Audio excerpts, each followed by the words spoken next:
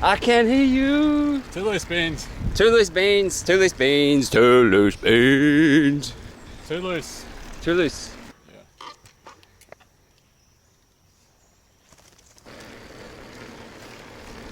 Apparently the atmosphere now goes beyond the moon. So apparently, some super gnarly dudes dropped that rock face there that we're looking at.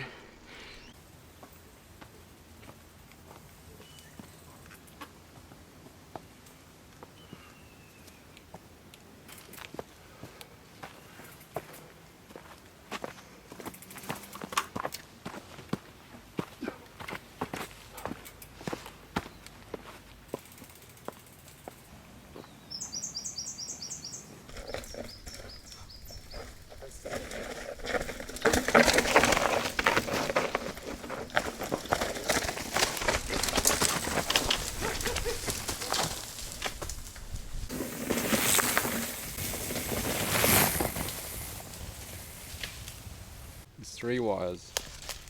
So it could have been power. So apparently they used to run some comms up here or something. They had a telephone. So what you're saying is this ridge was originally tracked in for comms run Yeah. back in the day, but I guess that'd be it. that's the main camera's position, obviously. So Here we are in the forest. Shout outs to Foresty Forest. Yeah, that last episode was a banger. I think my favourite part was when his family was gathered around singing his theme song. Foresty Forest. And the look on his face was like... I've seen that, you've seen that that slit where they send light particles through, and it's the, what do you call it? Double slit experiment. Yeah, and they prove like quantum field When you... theory. Because the particles are in 2 places at once, and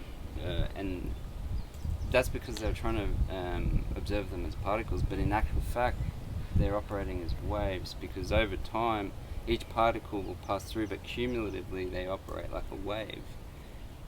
I saw that recently on a podcast. Yeah, that's the collapse, the wave collapse, like the wave collapsing to the observer. So when you observe, so they say that when, like, that's quantum entanglement. When you observe reality, or when you observe what's in front of you, is in fact the collapse of the wave. So the wave is constantly in operation, and the wave involves all photons and neutrons, isn't it? And, which are, so is it particles which include photons, neutrons and electrons? Yeah, they're all particles. So that's the collapse of the wave function, and the wave is that you're unable to observe it, but when you observe it, it collapses into The object, or like the objective reality you see it. So you perceive or comprehend that. It gets very trippy very quickly, and then the first time you have this conversation it's very confusing, but over time it seems to start making sense. From that, you know, Schrodinger's cat? On it. There's a cat in a With box. the black hole. Yeah, it doesn't exist until you open the box and look at it. Does a cat exist because you know the cat's in there? You believe the cat is in the box. And so because you believe it, you're going to see it when you open it. If you didn't believe the cat was in there, if you believe that, no, the cat's not in the box, and you open the box and the cat's not in there, is it because you believe the cat wasn't in there? I almost feel like there's parallels between that concept and any activity that is dynamic. So for example, this track is a track, but it's not really a track until someone's on it, traversing it at some kind of speed, whether it's on foot or on a bicycle. Do you know what I mean? The track is here, but it's not a track until someone's traveling across it.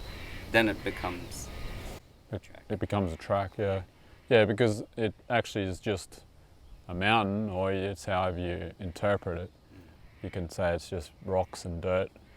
And some people look up from the bottom and see a mountain, whereas you know there's a track up here. You look up, you see that more than a mountain. You see a track, you see wildlife. You know there's nature up there. I heard that the Great Race was here Amazing Race. Amazing Race. I don't watch much TV, so Yeah. the Amazing Race involves like a group, and each, so it's Yeah, it's a reality TV show. yeah. And you've got different teams. See, the secret sauce is in the casting process, probably. Yep. So they're getting pushed. Their characters getting pushed, and Yeah. I guess their true selves can shine out through it. That's right. Like you said last time about fight or flight state. They're always in that fight or flight state the whole way, day after day after day, hour after hour after hour. Highly strung out. Yeah, they're strung out, and so the drama exists between the groups, the teams, because it's a race. But the drama always also occurs between the team members. How you going? Yeah, good. How are you? Nice, bro. Making it look easy. I think a psychologist would really, really enjoy just tagging along Yeah. one of those for like a full season, just to. And so if you went on that show, would you come out as a different person? Or would you, obviously there's probably the people that they're designed for that show, they're really, like they really Thrive. become a character, yeah. I think it definitely suits an extroverted person and someone who's very vocal. They always talk about their feelings, and they're good at articulating their feelings. It suits someone who's kind of funny and has a good sense of humour, because that makes good. And it also suits people who are very passionate and dramatic. The thing that blew me away most were the boats.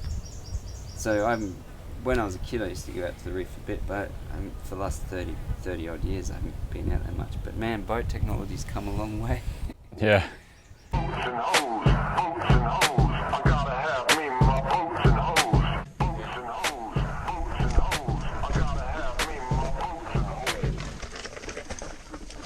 Take the plunge, bruh.